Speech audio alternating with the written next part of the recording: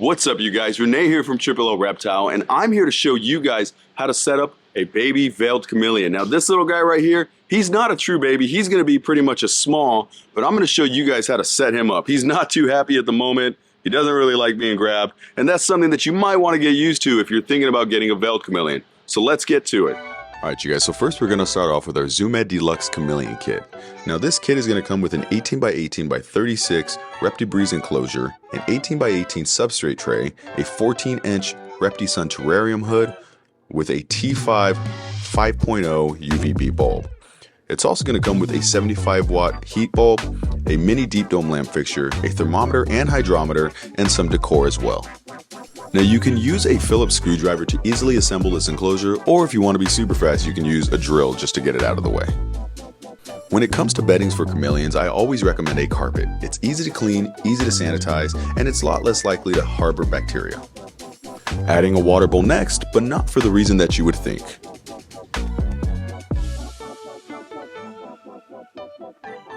Adding a ficus plant into your enclosure is a great way to add plenty of hiding places for your chameleon so they're nice and comfortable. It's also very aesthetically pleasing. Now you're just going to want to place this into the bowl, that way when you water your plant, the water is not draining all over your carpet. Next we're going to use Zoo Med's Hydro Balls, and all you're going to want to do with this is just pour it into the bowl and have it completely surround the pot of the plant. This is going to keep the plant in place. It's also going to aid in your chameleon's safety by just making sure that they can get out of that bowl if they were to fall.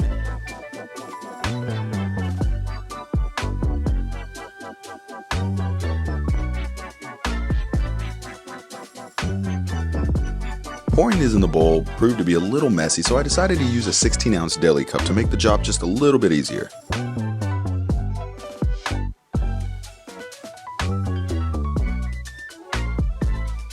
Ficus trees have a lot of give when chameleons are trying to climb on them, so you want to make sure that you have sturdy branches in there as well. Manzanita wood is a great wood to use because they fill up a lot of void, they have a lot of branch, and they're very, very strong. So now we're going to start to use some of the decor that came in our deluxe chameleon kit. This is going to include vines and some hanging plants as well. Now as you can see, I'm actually unscrewing a certain part of this enclosure, and that's because I want to have a part of this hanging plant exposed on the outside of the enclosure, and I'll explain to you why shortly. And now we're going to add our thermometer hydrometer. This is going to help us keep track of the temperature inside the enclosure, but also the humidity as well. When choosing placement for your probes, you want to make sure to pick a sturdy area for the most accurate reading. For this example, I zip tied it to a piece of manzanita. This isn't going to go anywhere, and if your chameleon was to climb around it, it's not going to move it.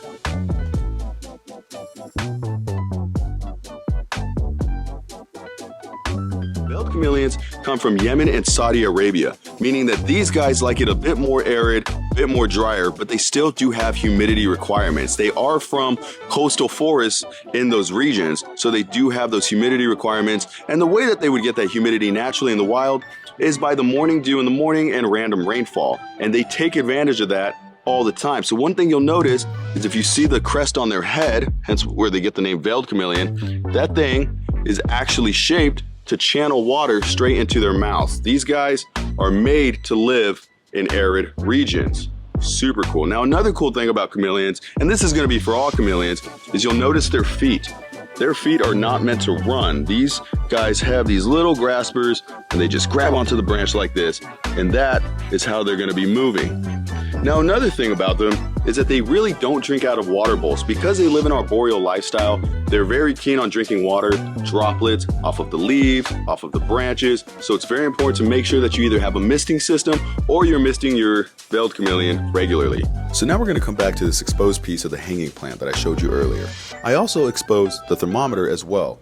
And the reason for doing this is because the thermometer comes with a suction cup. However, being a screen cage, that suction cup is not going to work. So what you can do is you can actually prop this thermometer directly on top of that exposed piece of the plant, as you can see, and now it's not going to go anywhere and it's not going to shift. Next, it's time to add your lighting. Now, placement of your lighting is extremely important. You want to make sure that your UVB can cover pretty much the entire enclosure. However, the basking spot you also want to make sure is well placed, because if your animal cannot get up high enough to bask and warm themselves up, you can run into some problems. So you want to make sure that they have the ability to climb up and bask, but you also want to make sure that they also have the ability to get away from that heat if they need to cool down.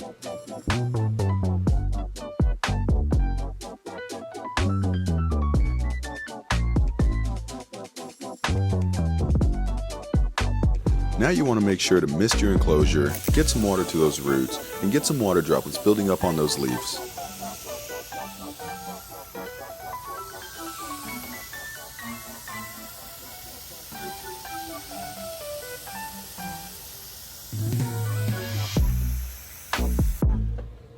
Now all that's left is to add your chameleon and let them explore their new enclosure. Alright you guys, and there you have it. So that is how you set up a baby veiled chameleon. I hope you liked this video. Leave a comment down below and ask any question. I'll be glad to answer them.